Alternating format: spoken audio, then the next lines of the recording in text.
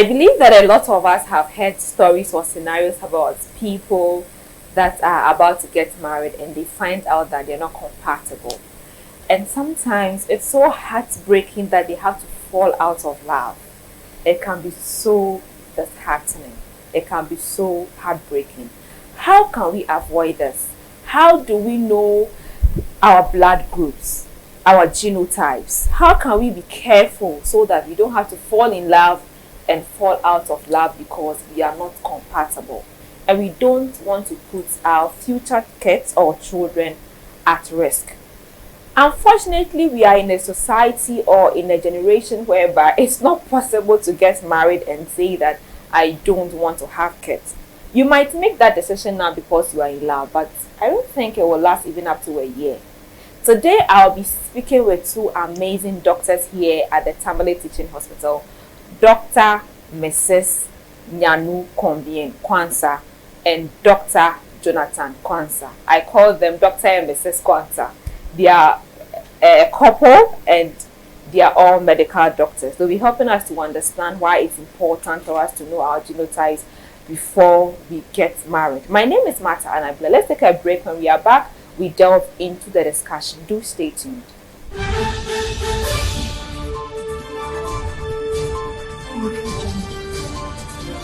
Savannah International Academy is an international school located in Tamale, Ghana. We award the Cambridge IGCSE and A-level certificate. Running parallel is SIA4, our curriculum enrichment program. SIA, nurturing the next generation of African leaders. SIA, thinking global, acting local. Give your child a holistic education at SIA. Contact us now.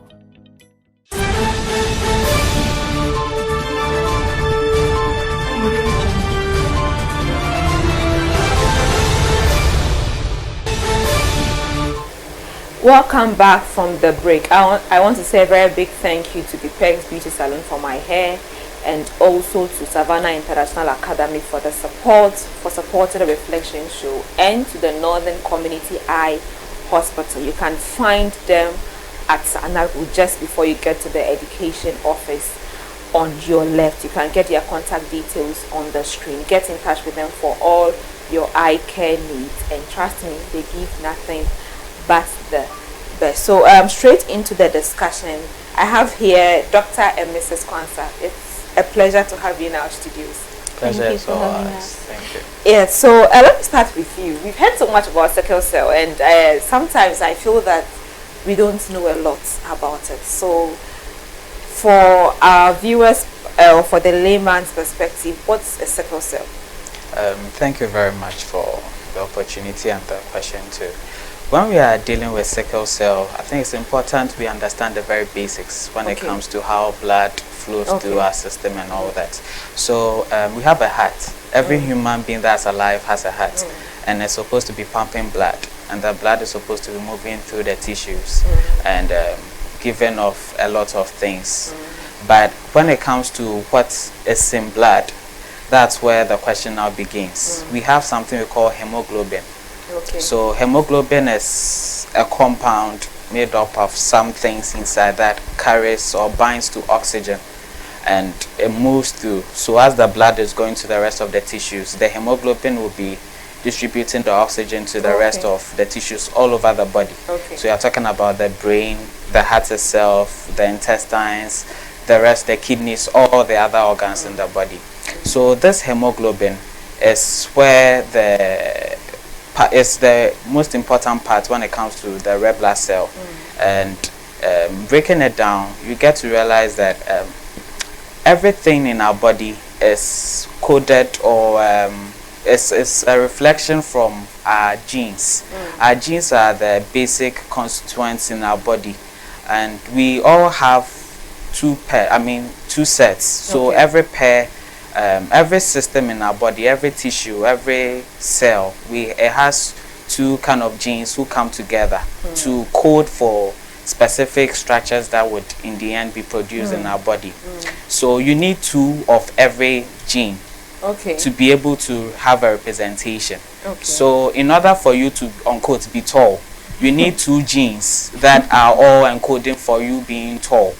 Okay, so if you have exactly, it means invariably trying to use what I'm trying to say, then it means they have 2 short genes. Okay. Say it. Yes, something like that. But it's not entirely true. I mean, there are so many factors when it comes to your height. But we are talking about the hemoglobin. So the 2 genes all have to come into play. Okay. And depending on what they are coding for, then you would have a specific type of hemoglobin. Okay. So there are so many genes. Some may code for A hemoglobin, some may code for S hemoglobin, some may code for C, and so many types. Okay. For the basis of our discussion, I think we just limited to these 3. Okay. So now you need a combination of these 2 to be able to show what kind of gene pool you would have with respect to your hemoglobin. So you need 2. One alone will not be enough. So in a case where you are having 2 sets, I mean 1A, 1A, then it means your hemoglobin will be AA.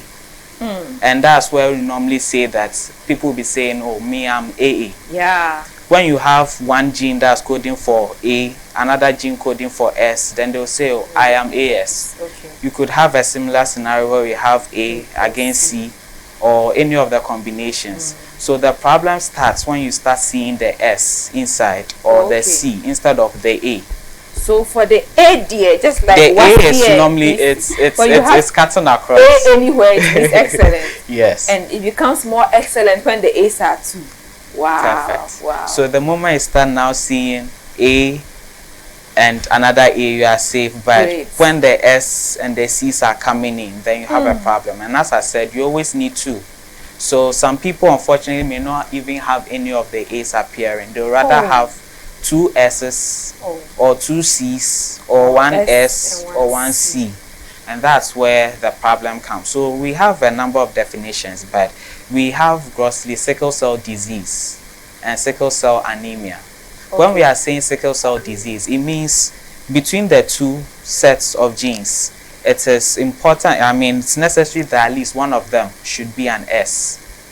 So whether it is AS, but or SC or SS, any of those things, that's categorized as sickle cell disease. But when you have only 2 S's, it means S and S. That's where you have the sickle cell anemia. Okay. Yeah. So we have sickle cell disease and sickle cell anemia. Yeah. Let me come to Dr. Mrs. Are there any causes to these conditions? Thank you very much for the opportunity. As he stated earlier on, this is a genetic disorder. Okay. It means that it's not something that you acquire. Okay. It's from when you were born, like your mother's genes, your father's genes coming together to form you, the human being. So it's not something you can control. Okay. Yeah, something you're born with. So just like he's explaining, so it means that maybe my mother was having AS or AA, my mother too was having SC or AA. So from the generation to generation, that is what will now come for me to now also know the one that I have now. Yes. So that's the main cause. Yes. And that's the only cause. Yes, that's what we mean when we say something a disease is genetic. Okay. Yeah. Okay. So now let's start from the AA. I like that one. So when you have AA, it means that you are safe. Yeah. And that you don't have a problem For in the your most part, yeah. hemoglobin. Or Hemoglobin. Yes. Yes. You can your genes if it meets with any other person to produce a child, the child is going to be safe. Yeah. Okay. The truth is that, as I said, we have 2 sets. I mean, not 2 sets, as in 2 single genes which come together. Every individual, we have a number of chromosomes, we have a number of cell types, and the constituents for these genes, we get 1 set from our fathers, we get 1 set from our mothers. Okay. So that's what gives us those 2. Okay. So putting that in perspective, it means someone who is AA, no matter what happens, he can only give A from your father. good, and he too can only give an A to the child. But someone who is AS can sometimes give A to the child, or may give an S to the child. So if not me. If someone marry, if someone is AS, and marry AS, what will happen? It means it's possible that at a point all of them may donate A's. So a child could be AA. At a point, one of them may donate an A, the other may donate the S. Then they would have AS. One parent can donate an S, the other one will still donate an A. Then there will still be AS. But under some scenarios, one parent would donate an S, the other one also donate an S, and you have an SS. And that's where you have the sickle cell anemia. So it means that it's not recommended or advised for AS and AS to marry, right? We can't rule it out, because at every point in time there's a chance that you are not donating your sperm, or let's say your ovum, those are your sex cells, are not donating the A. That's what we would all like to happen. But what if at that point is the S that come together? Oh, okay. So that's why sometimes we hear that some people say, okay, we are not compatible. So that's when they find out that they are AS. Yes, then because there's medically, a high and then maybe in the church or something, they can advise you to separate. Oh, so what if it's SC? Is it more dangerous than the AS? So if one is AS and one is SC. So it means at that point, dealing with the permutations that are available, it means at a point the one parent or one partner could donate an A, but the other partner only has either an S or an SC to buffer. So far as maybe the one who is AS is donating the A, then it means seemingly all of them would be either AS or AC. Those people, most of the time, they are even protected from other conditions, not necessarily suffer the fate of the sickle cell anemia or diseases. But under the scenario where instead of the A, they donate the S, the other partner only has either an S or a C to meet up with that S. So it means either SS or SC. And that's where the problem starts. So the issue becomes more difficult when you put the father and the mother together. You have only 25% chance of getting someone who isn't going to have that is someone with any of A. the issue. Yes. Because if it's AS, they have 50% chance. But if it is AS, SS or AS, SC, chances are markedly. So that is the one they always say that you have to. Wow. So why like what are there other measures that this can be controlled? Maybe I fall in love with someone, we can't is there a way where we can still marry and want to find a way to give birth? Or can the doctor tell you that today or this week, if you have sex with your wife, the air will come, so that you can know when to I think, because I've actually heard I've heard stories. I know someone very close who was going out and they were about to get married, and I think they had even done the traditional stuff and the knocking stuff until they got to the church. You know, at the church level, they always ask you to go and then do their medicals. Then they found out they are not compatible. It took very serious interventions for them to go away. So I don't know, medical interventions where you can, or so the other option would be like you decide not to give birth, right? Well, I mean, in our setting, especially in Africa, it's very difficult. After your wedding, 2 months, I'm looking at your stomach to see. Yes. So it's difficult.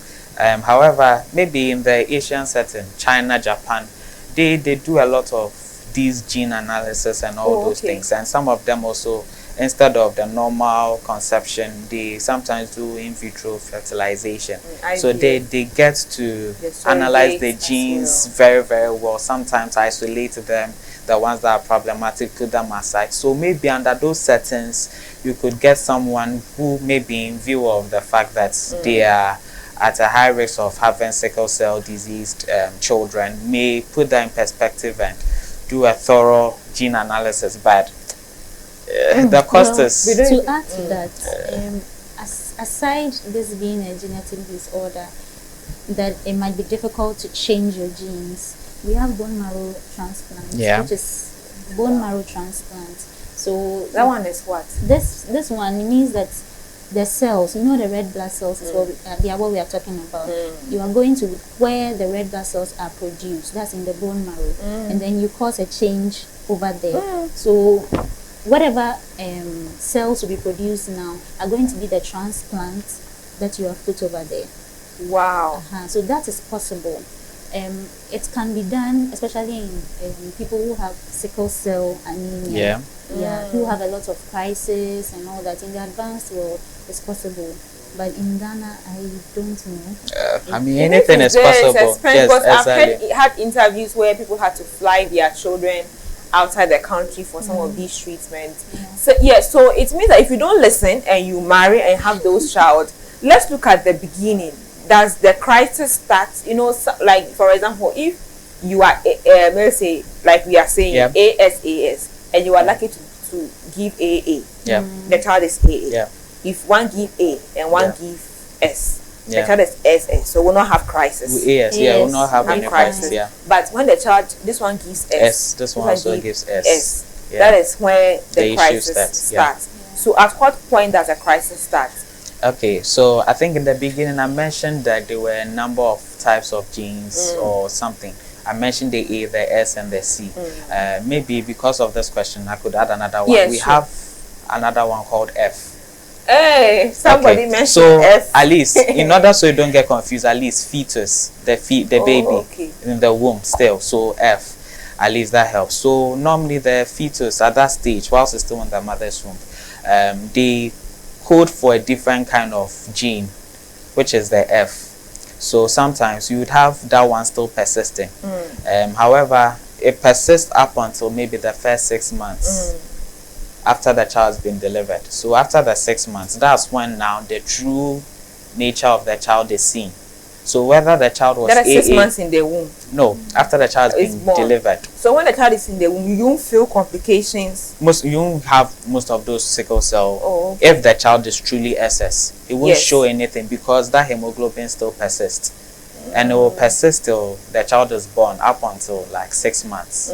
So it is after the child is 6 months and beyond, that's when the true nature of the child's issue will now come up. So if the child is now SS, that's when they will now start having symptoms, and most of the symptoms is because of the same hemoglobin type we are talking about. Now, normally, as I said, the blood is supposed to flow through some vessels as the heart is pumping them to the rest of the body. Now, when the red blood cells, which have this hemoglobin, the normal type, it's supposed to have a certain shape so that it doesn't get blocked easily. But under some stressful conditions, stress, maybe infections here and there and all that, the oxygen that is delivered to the body, when it reduces slightly, then the kind of hemoglobin type, the ones that are S, they take up that sickling shape, like the ones that people in they used to harvest rice, that sickle shape. And when it takes up that shape, those shapes combining with other cells that are also like that, they form some masses together, and instead of it flowing freely through the vessels, they will be forming some clots kind of, and then they'll be blocking the tubes that the vessels are like the blood is supposed to be flowing through. So in the end, it means the blood could be, you could take it like a water station that's pumping water to the to all of Tamale. So there are big pipes that the water is supposed to be flowing through. Now, if everything is normal, you have A, have AS here and there, everything will just be flowing like that. But the moment the sickle, the SS comes in, the water that is supposed to be flowing, which we could say as the blood, made up of the red blood cells, they undergo that sickling shape, and they would be forming aggregates or clumping together, and they could be blocking the tubes. You are explaining, I'm even confused. You are confused there. Imagining having to go through all this stress because you are in love. It's a bit.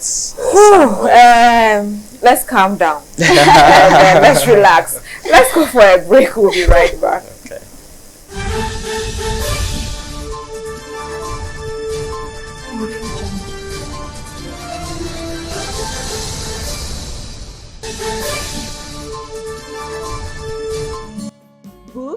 by Pastor A.L. Fant. They are inspired by the Holy Spirit, simple to comprehend, relevant in application, and so lovely to read.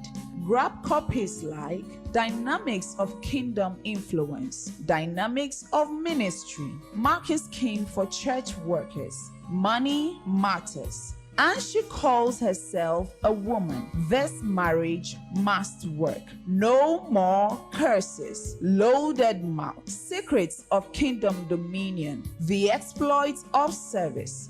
Things fall apart. Church without bleeding pulpit. Singles mingle, and many more.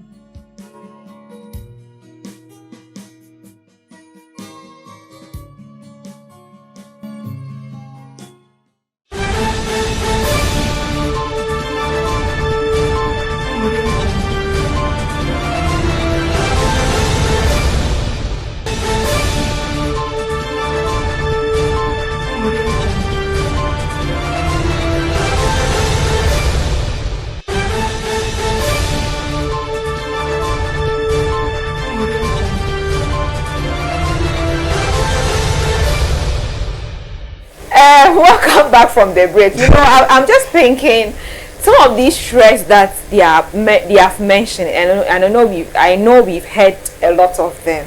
That alone should scare you not to marry somebody who is not compatible with you. You are AS, and you want to marry someone who is SS, or take the risk of marrying someone who is also SS. You know, doctors. I have been speaking with Dr. and Dr. Mrs. Kwanzaa. That's husband and wife, and they are all doctors. I can imagine. I hope your children will not all be doctors. Anyway, so yes, let's go back to looking at after the child is born. That is where the symptoms of being sickle cell disease or anemia. So let's continue from there. So how do I know? Like maybe the physical symptoms. Okay, so most of them will be complaining of pain, especially in the bones. Okay. And their joints. Some of them too may have their eyes, the color of their eyes turning to yellow. When they are urinating, sometimes we used to say Coca-Cola, but what we want to say is that it looks like cola. Yeah. And sometimes to the abdomen, that's what we used to say stomach. This part of their body may become bloated. They may be falling sick very easily, coughing here and there almost all the time, having any small thing, they would be down. They may not have enough energy compared to maybe the rest of the other children that they may be playing with. And when they engage in any stressful activity, small running here and there and all that, then they are down. Child. They may just be gasping before I realize I have to rush them to the hospital here and there, and then a lot of issues. Why is it so expensive to treat? It's a bit expensive to treat because... Well, no, I don't say a bit. It's expensive. I mean, we are in a system where we have national health insurance, but not everything may be covered fully under it. And almost every now and then, imagine if you are sending your child to the hospital almost every month or try every 2 weeks. The stress of it, they may be on admission for a number of days, 2 days, 3 days. You, the parent, you may have to stop all you are doing, ask for permission here and there. It's okay if it's once in a lifetime, but if it's once every 2 weeks, what are you going to be telling your people? So it means that they can get the crisis at any time, and that's because maybe they are weak or their joints are in pain or something. Actually, the crisis comes, everybody has their triggers. Some people's crises are triggered by infections. As you mentioned earlier, sometimes too by extremes of weather, like there's a cold weather some children can get. So depending on that particular child or person, anything can trigger dehydration. If they are dehydrated, they can get crisis. And from basically what is happening is that oxygen and blood supply is being reduced to the other organs of the body. So sickle cell anemia or the crisis is a serious thing.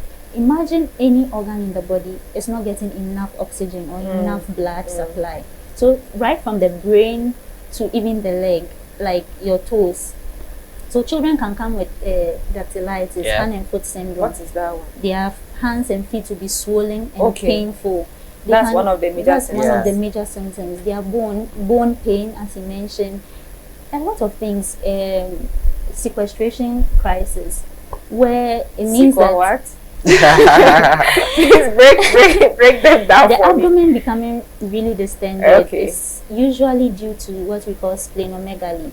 That means the spleen has enlarged. The spleen is one of the organs in the body that produces white blood cells to help fight infection. So these children are prone to a lot of infections. And then there's also the breaking down of the cells. The sickled cells that are formed is not the ideal thing in the body. So the body finds a way of getting rid of these cells, and that can cause a sequestration crisis. Those cells are broken down. So if all those cells are broken down, then now we call it hemolysis. That's hemolytic anemia. That will lead to the yellowing of the eyes, which we call jaundice. So even children can get, a stroke from this. Imagine blood supply is reduced to the brain. Your brain is not getting oxygen, it's not getting blood. It can be really, really serious. They can have acute chest syndrome, where they find it difficult to breathe. That's a sickle cell, yes. Sickle cell is very, very serious. Some children, affects every part of the body. Some children might not even show a lot of secondary sexual characteristics. So you can see that sickle cell children are a bit stunted in growth. When you compare them, they don't have breasts like they are supposed to have. They don't look like they are supposed to look. So it's serious. Boy. I've heard about sickle cell, but I think your explanation is really getting me a bit scary. So if you are watching this, I believe that when you fall in love, in fact, I was telling a friend that now I know my blood group. Anyways, with my blood group, I can marry anybody. But those who have those kind of other blood groups, know your sickling status and put the receipt down. When you come and say I love you, I say what is your sickling status? When you go and test and come, and I know that with you and I there, it can go far. Not just about marriage, but maybe you don't even know, and maybe through the relationship you get pregnant, and it even becomes more complicated than it is. Now let's look a bit about blood group, because I think it's also one of the things. I know that blood is blood. When I use a blade on my hands, and blood is blood. But we heard O is there, B is there, A is there. Where from these ones? Doctor. Okay, let me start from Dr. Mrs. Well, all these things we are talking about, the cells. Let's say the human body is made up of cells, and these cells are mostly made up of proteins.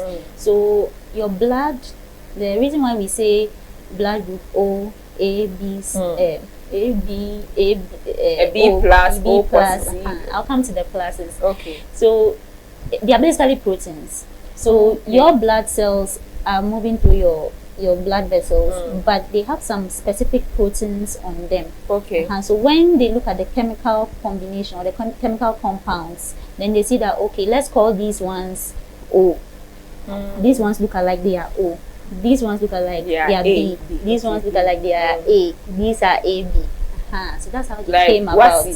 Depending on how you perform, they'll give you A. And the pluses and the minuses. The pluses are also proteins, so we call them the rhesus factor. Okay. So if you have the rhesus factor, then you'll say A plus or B plus or O plus. If you do not have it, then they say O minus or negative. Yeah, negative. Can that one also affect fertility? The rhesus factor, depending on what I have and what my partner have. Yeah, it can. It can. So as I said, almost every cell in the body, you need 2 genes of them. So, for example, when you are dealing with the O that we are talking about, it means the person has 2 O's like that. So when you're also combining them with the rhesus, then you will need the positives and the negatives to also come into play. Now, in the scenario where the mother is rhesus negative and the father is rhesus positive, and they give birth to a child, and the child, as is still in the womb, is also having a rhesus positive, it means the mother hasn't been private, or how do we even explain this? As I said, as she said, the proteins that we are talking about, depending on whether they are there or not, they cause a certain reaction by the body to kind of deal with them. So for someone who is rhesus negative, it means the person has not been exposed to any of those positive things. So the moment it comes, it sees it as a foreign body. Okay. And just like the way we handle foreign bodies, we try to get them out. Just that the body does not have a nice way of doing it. It mobilizes its whole body and comes to it like that to fight it. So the mother who is not the rhesus negative, throughout the childbirth, if there's any drop of the child who is rhesus positive, there's contact or any exchange of blood between the baby and then the mother, then it means the mother will get, we call it sensitized. It means you've been introduced to it. So the body will now find a way of adjusting to it, so that the moment it sees it again, it will fight very, very well. So the first child is normally safe. It's the second child and the third child and the fourth child. The moment they've been conceived and they turn out that they are also rhesus positive, the mother produces substances that go to fight and kill the fetus. Wow. Yes. So most of them may have recurrent miscarriages or something of that sort. What we call abortions. Just from blood group. Is there a link between blood groupings and the genotypes? Because I think these are. Is there maybe if I'm O positive? No. So let's say if I'm O positive and my genotype is AA. Your sickling. My sickling status. Okay. It's so that's talking about blood, it's like a spreadsheet. You can talk about separate things all through in the blood. So talking about the blood groups is different from the sickling status. Okay, they are then different from your sickling genotype. Not to confuse it, but normally if you are having any of the S's inside, as I said, there are two. If you have any of them, you'd be sickling positive. Yes. Good. Yes. But with respect to whether it is AS or it's SC or it's SS, the moment you are trying to find out those two, that's when the genotype comes in. Okay. But it's also different from the blood group. It's also different from the rhesus group. So you can have a blood group of O. You could be rhesus positive. You could be sickling positive. And when we check your sickling genotype, you could be AS. It's like when I'm about to understand, they will say something that confuses me. Yeah. So, say it again. It's like when I'm looking at blood, there are so many different components inside. Okay. So let's say we have 1, 2, 3, 4. So 1 could be the blood group. It could be O, it could be A, it could be B, it could be AB, it could be any of those things. Then we have the rhesus factor. That's the second thing. The second factor, you're either positive or negative. Then we can come to your sickling status. That one will have positive or negative. The moment we say someone is sickling positive, it means out of the two, one of them is at least S. So in order to find out if it's one of them or it is both of them that are S, that's where we now check what we call sickling, your genotype. Wow. And that's where it could be either AS or SS or SC or whatever. So, yeah. So the sickling status is a very simple test that we can do to just find out if you have the S. Okay. So if we do the sickling status and then we realize that it's negative, that means that you are most likely AA. You don't have the S. But if we want to find, so if we do the sickling status and we realize that it's positive, we know that you have at least an S. So we have to go ahead to do the HB electrophoresis. That's the hemoglobin electrophoresis. That will now tell us that, yes, you are sickling positive, but you are AS. Okay. Or you are SS. Okay. Or you are SC. Okay. Now let's so is there a point where the child is growing, of course, unless divine interventions, but are there times where the child is growing and out of the medications the child is taking, it reduces, the attacks reduces, or the I don't know how to, the crisis, that's the word I'm looking for. The crisis reduces. Yeah, there are there's a lot of research that has gone into it because of how huge the numbers are, especially in Africa. So they've been able to come up with some drugs that they'll be on it sometimes for life, and it reduces the number of times that they have their crisis. So some people, maybe they were having 20 crises in a year, could be reduced to maybe 4, 3 in a year, and they are doing well with that. But most of the time, it also means that some of them who know their triggers, they try as much as possible to avoid them. So just like asthma, they also have a particular trigger.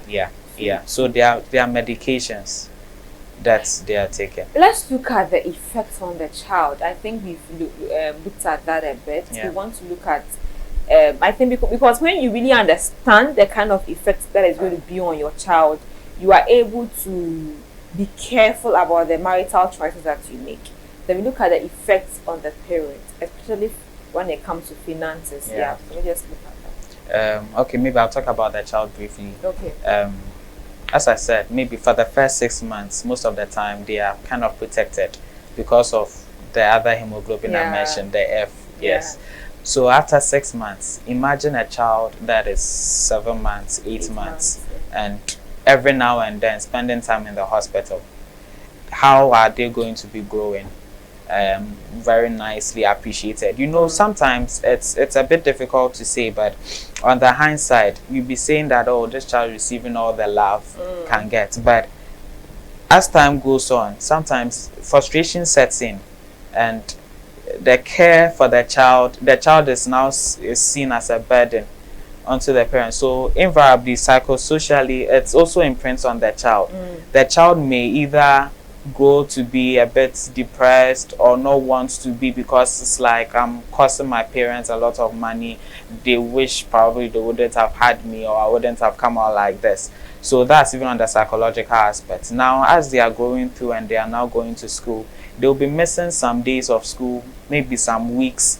Maybe it's around the time of their exams. They are in school. They may, if you are lucky, they may bring your exam sheets to you to write. But at the university level, but if you don't get those luxuries, then it means you may international school. Then it means you are going to be repeating classes here and there. The child may not have the peace of mind to always be studying. The child cannot play like other children. Hey, it's PE, let's go out. Hey, you can't do all those things. The child cannot be able to even wear clothes, some kind of clothes they want, because they need to keep warm. Then, as the child is getting to the teenage years, you are not growing. Everyone, maybe among your peers, ladies, people are talking about getting breasts, yes, and all, but you don't have anything to even cover it with. And you are feeling stunted, you are going on, and then you are about entering your 20s. Beginning to imagine some of my friends looking something. I'm just suspecting around 20s. So and there's normally a stigma around them that, oh, she's a sickler, she's always falling sick. And unfortunately, sometimes it turns out to be the truth, because almost all the time, here and there,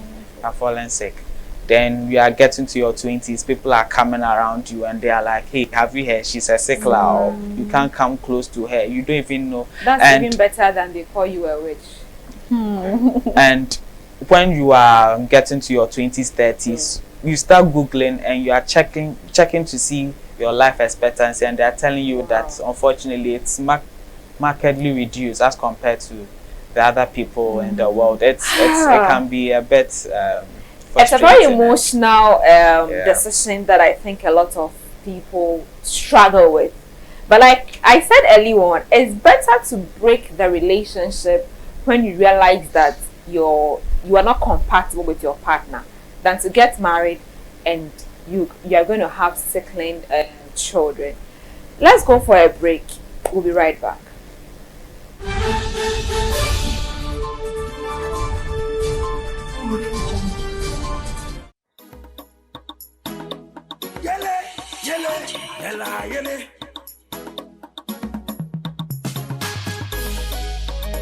Praise the Lord.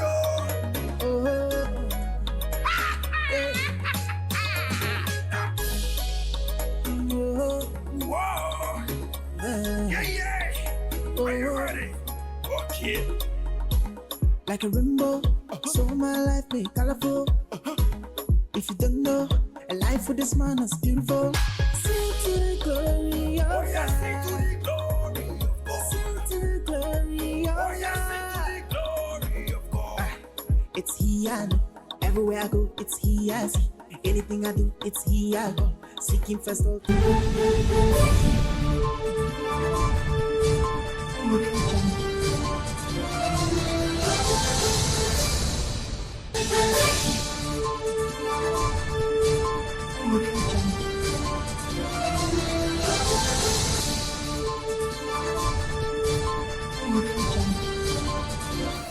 We are still here talking about understanding sickle cell, and then I've been joined here by Dr. and Dr. Mrs. Kwanzaa. I'm taking my time because sometimes I omit the Mrs. So she said Mrs. Kwanzaa, and they are doing a very great job helping us to understand. They all work at the Tamale Teaching Hospital here in Tamale. So let me come back to you, Mrs. Let's look at the parents. If you decide not, okay, there are people that genuinely may not know or do not know, and they get married to people that they don't even know their sickling status, and it's after their marriage or maybe after a year or two after they even have children, then it's okay, my child is always falling sick, then they find out that that is the cause. Those ones can be exceptional, but people who they know very well that this is the condition of my child, but they really want to still go ahead with the marriage, some can take the risk and still have a first child who is sickling negative. But how about those who have sickling positive? What are some of the things that they can do? So, Mother, as you said, it's very important to know your sickling status before you get married. It might be difficult, but you have to take that decision as to whether you want to live with a child who has sickle cell disease or sickle cell anemia, or to just avoid it completely. But in the case where you decided to go ahead and take the chance or take the risk, if you have a child who has sickle cell anemia or sickle cell disease, definitely you should be prepared to face some challenges. Okay. You should be prepared to face financial challenges because, as we said, you're going to spend a lot of time in the hospital. And spending time in the hospital is no easy matter. When your child is sick, you literally do not have a place to lay your head. Wow. Imagine your child being in the hospital in a cot, or let's say a bed for a child. Where will the mother sleep? You sit by your child and doze. Sometimes you have to go out because they tell you have to take care of the child, we'll be back. It's not easy having a child on admission. So the stress, psychological stress, financial stress, what people are going to say in the community about you, you taking that decision. Even your marriage can go through a lot of stress. From the beginning, you might think that, oh, we'll be able to take it, but trust me. Trust me. To a point where the love vanishes. there will be a lot of stress on you as a parent and your work, your career. Because if your child is in the hospital, you cannot dress up and go to work.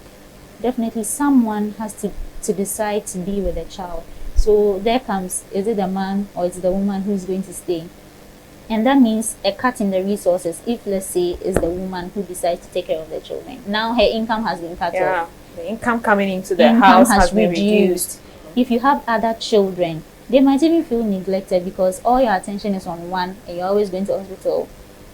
If you have other children who also turn out to have sickle cell, that's like a double trouble. So for the disadvantages, they are just numerous. Time is not on our side. Let's take your final words on this. Most important tips that we believe that parents or the society needs to know about sickle cell. It's not a spiritual disease. I think let's adapt that, because a lot of people think that when you have a child who has sickle cell, the child has been cursed, the gods have abandoned you, or something bad might have happened to you. That is why your child has sickle cell. So let's just adapt that with our final words. I believe knowledge really makes a difference, and it causes a lot of enlightenment and illumination. So in our setting, I think the least we can do is at least check for our sickling status. And if it turns out that maybe we are positive, we can go ahead and get our genotype also checked. Okay. And that would really help inform the rest of the decisions along the way. We can also do that with a lot of things, our blood groups here and there and all that. And all these things coming together, they really help shape the future that will be building, especially in view of maybe a partner here and there.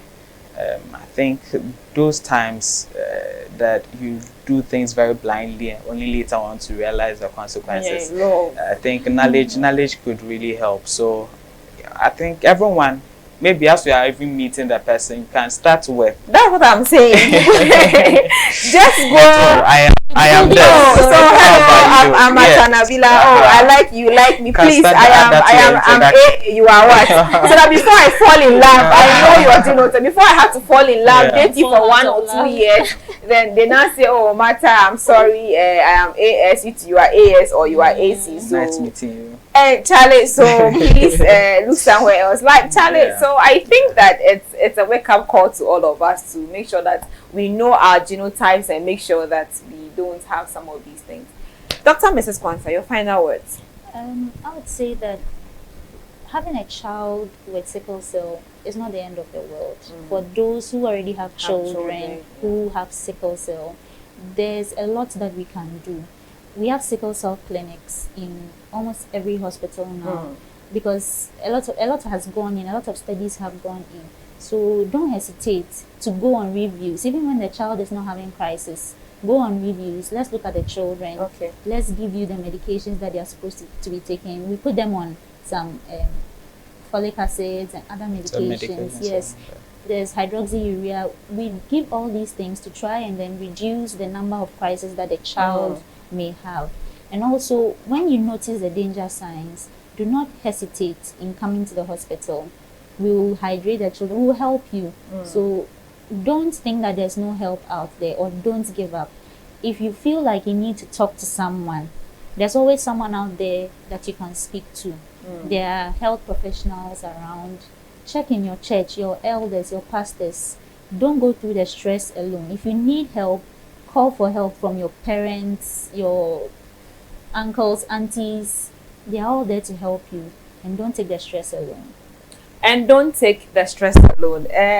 Please, I believe that this episode, we have to come back to this topic because we've had a lot of us making mistakes. And I believe that it shouldn't just be because you are in love with a person. We are in Africa. We are in Ghana. It's not possible for you to say that even though I'm SS or I'm AS or I'm AC, I can get married and not have a child. It's not possible.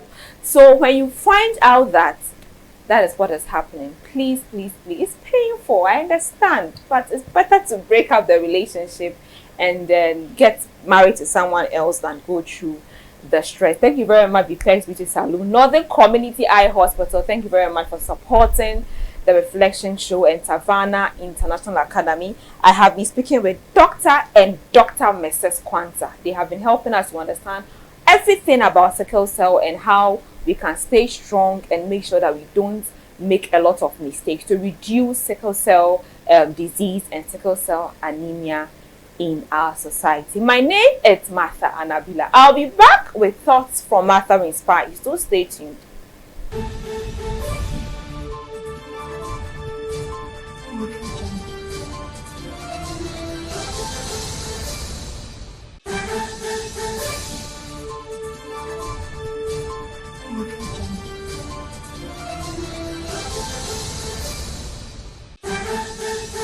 So today on Thoughts from Martha Inspires, I have become so passionate and so emotional about this topic because I personally know people that had to break their relationship at the verge of marriage because they didn't know their sequence status. Today, I want you to make a conscious effort to go to the hospital. After watching this episode, I want you to go to the hospital to get to know your blood group, get to know your sequence status, and to even know any necessary thing that you think that it would affect you, your partner, or your children in future. We have become so relaxed about our health. We have become so naive about our health, and we think that it's all about what we show on social media. Young people watching me today, I want us to reduce sickle cell diseases and sickle cell anemia in our society. Love alone is not enough.